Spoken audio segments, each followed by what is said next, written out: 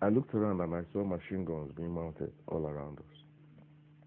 Some of them were also carrying automatic rifles. There was silence. The next thing is, he started shooting.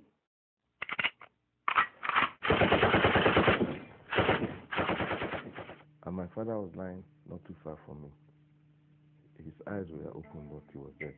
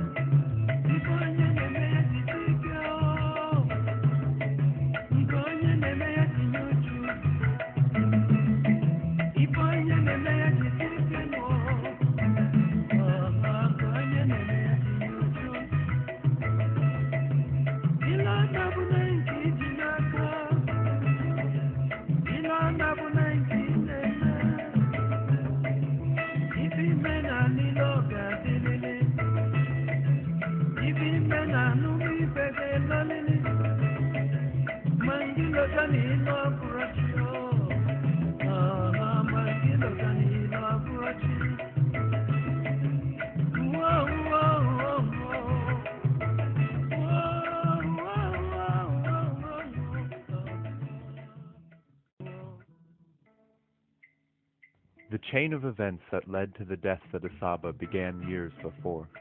British colonialists created Nigeria by cobbling together many once independent territories, each with its own culture. In 1960, when it gained independence, Nigeria was home to over 200 different ethnic groups, the largest being the Hausa Fulani, the Yoruba, and the Igbo. Fears that one group would dominate led to ethnic tension and corrupt elections, which set the stage for the overthrow of civilian rule by a group of military officers in January 1966. Many Northerners saw this as an Igbo power play.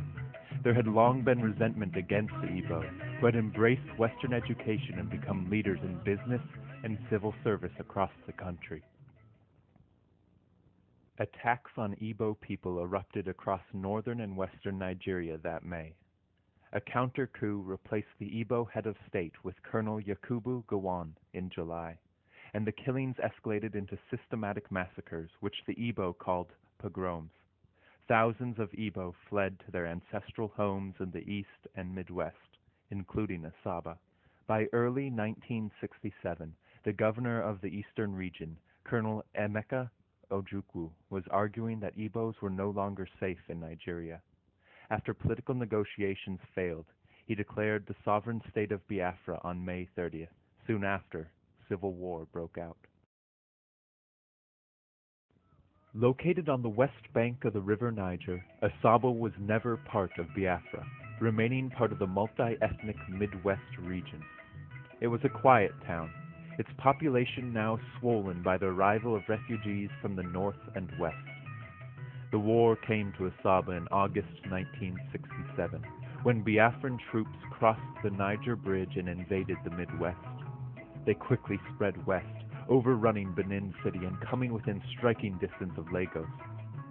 Federal forces quickly regained the initiative, retook Benin City in late September, and pushed the Biafrans back to Asaba.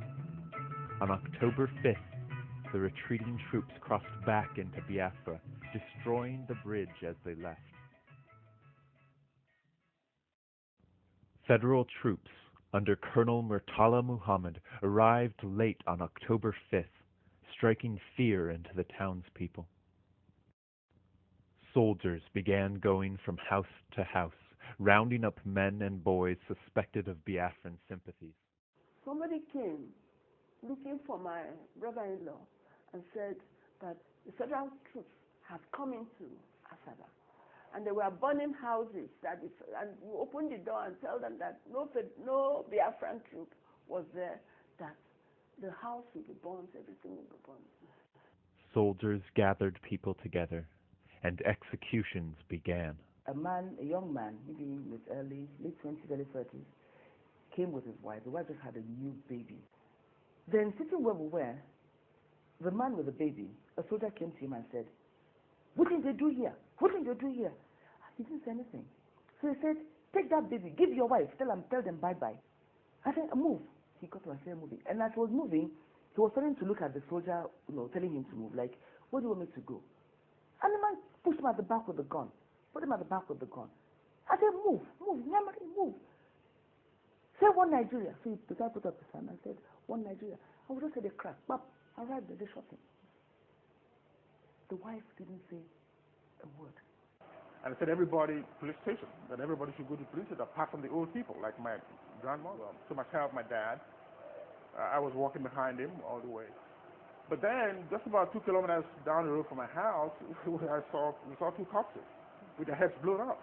People, these white garment church people, one of them with a bell, the other one with a lantern, still burning at that time. So that was the first sign we got that there was trouble. So that sent shivers down our spine. And so we got to the police station, and there was a huge crowd.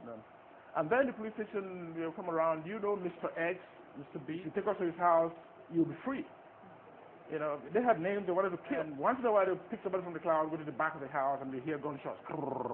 My husband and my brother, and all those about 400 people who were following them, they were shot at in front of the police station at asaba. I held on to the person I saw, the soldier. I said, "Why did you kill my husband?" I said, "I don't want to remember what happened." I said, "Why did..." The man with the butt of the gun hit me on the chest. Woman, if you are not careful, you get killed as well. From that point, I went home. I got home to tell them that they had been killed. Papa, that's my father-in-law. When he heard that his 2 sons were killed, he went out, and before we go out, say, "What happened?" They shot him.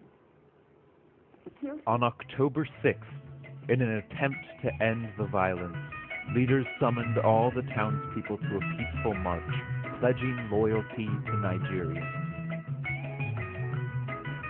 On the morning of October 7th, thousands of men, women, and children from every quarter of Asaba joined the parade, singing and dancing. They came with the normal Asaba way, with a gong, announcing that the soldiers are already in Asaba, killing people, that if we can come to welcome them and declare peace with them, that we're with them, they will be spared. Started hearing, dancing group. One Nigeria, one Nigeria, one Nigeria, one Nigeria. So along the line, said, "Let us go," myself and my cousin. So as we are coming out, towards the road, that time the dancing group, they were around. Then soldiers surrounded them. We are guiding them. That is Nigerian soldiers. We were carrying guns. But they lined up and said, "Women here, men here."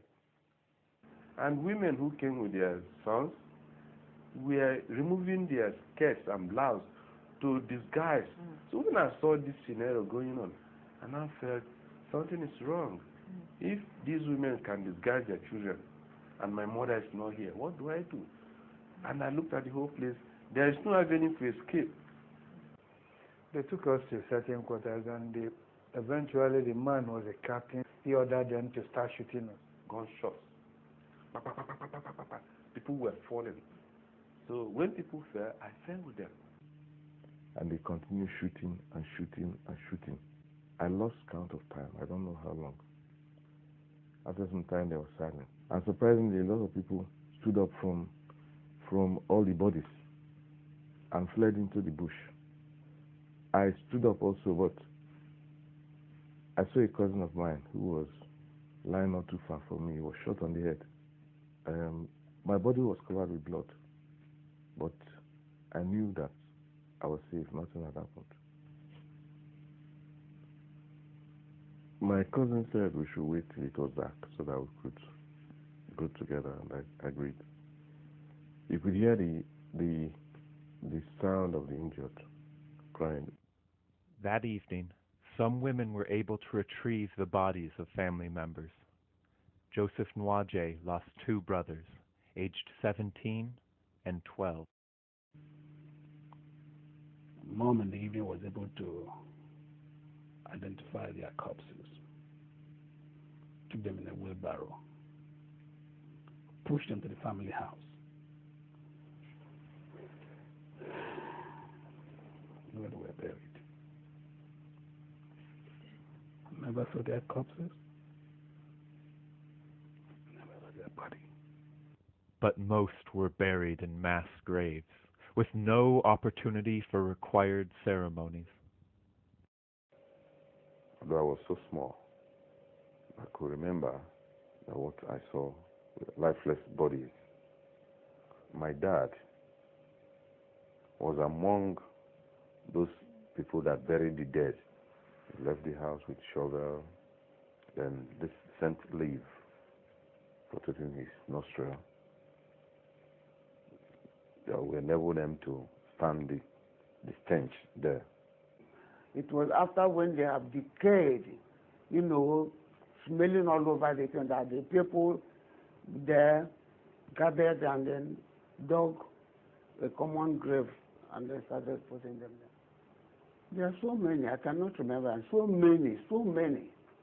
Many townspeople ran into the bush or across to the east, but troops remained in Asaba, and the threat of rape hung over the remaining women and girls.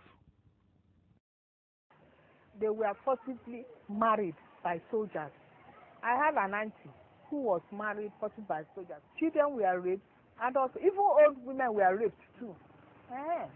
And even when they see that you're a young girl, they will forcibly take you as their wife. That is, if you don't want, they kill. As people trickled back, they found the once thriving town deserted, houses burned and everything of value stolen.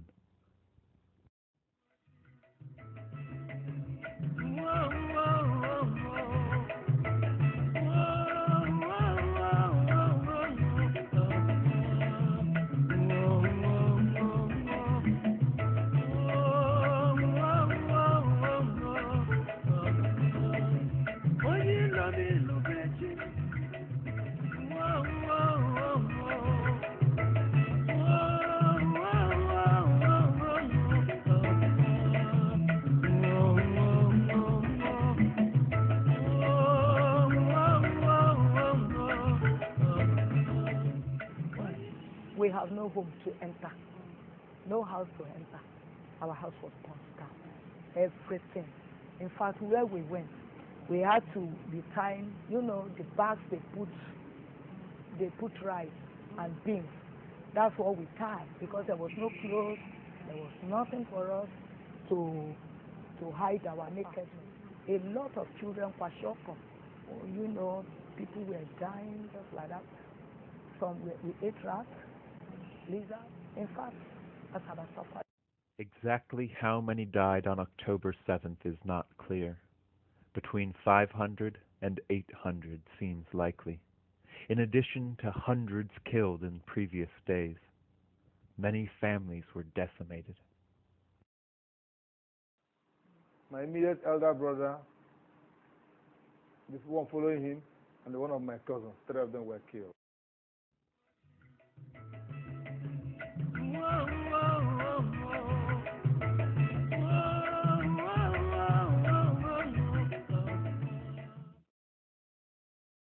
You need to know who my husband was. Harmless? No, couldn't harm anybody. He liked life, he liked himself, he was a lovely man. And he just knocked him off life like that.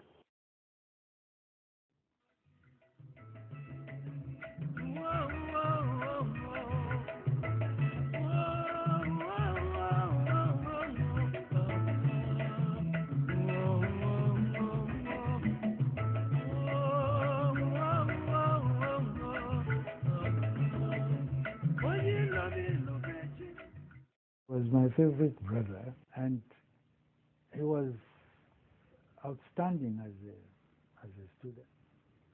He was captain of cricket, captain of soccer. He was a sprinter. And he was in the Nigerian 4 by 100 meters relay team. So it was a great loss, to the family. Of course, one tries to forgive.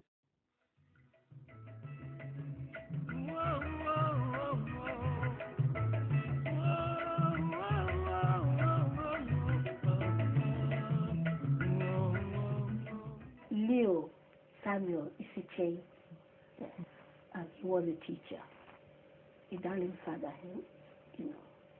We looked up to him so much.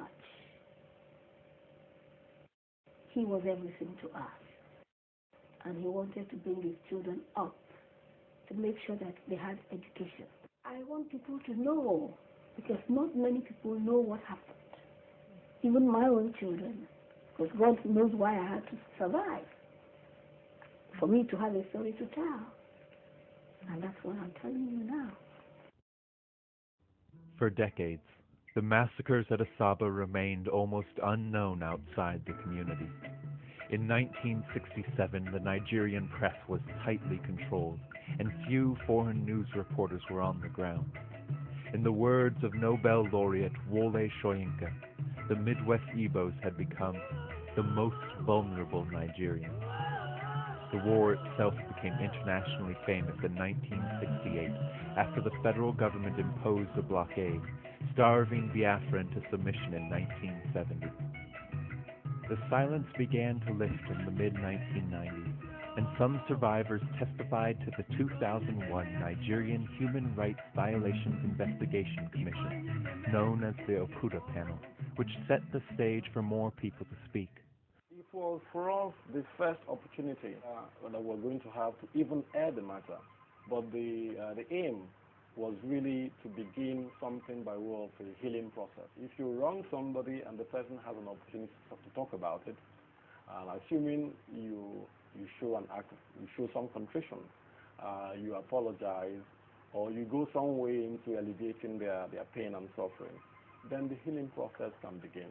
4 decades after the war, Asaba is a busy state capital looking to the future. Yet the scars remain. These are visible in the derelict buildings that remain unrestored and on the bodies of those who survived.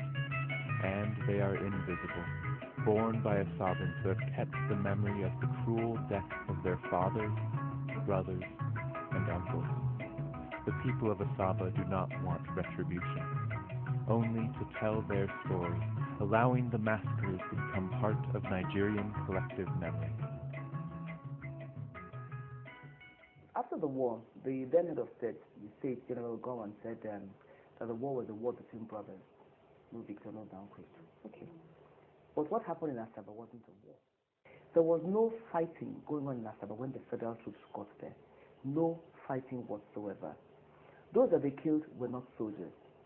They just took them and lined them up and killed them. Even in the history books, in the military history books, there's no mention of it. It has got to be part of our history. Because if you don't have a history, you really cannot go ahead in life and go ahead properly. It's got to be part of our history. Nigeria is a mix of so many different people, different tribes, languages, religions, everything. I was born into this entity called Nigeria. I am proud, very, very proud to be a Nigerian.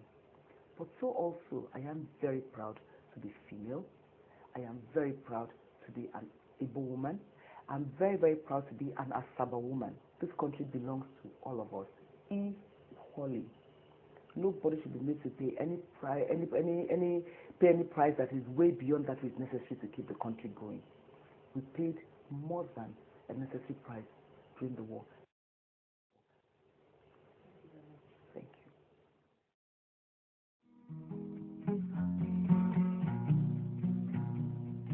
Ahaba makamao, asaba makamao, ikuha asaba makamao, ike yanye bunjo bioma.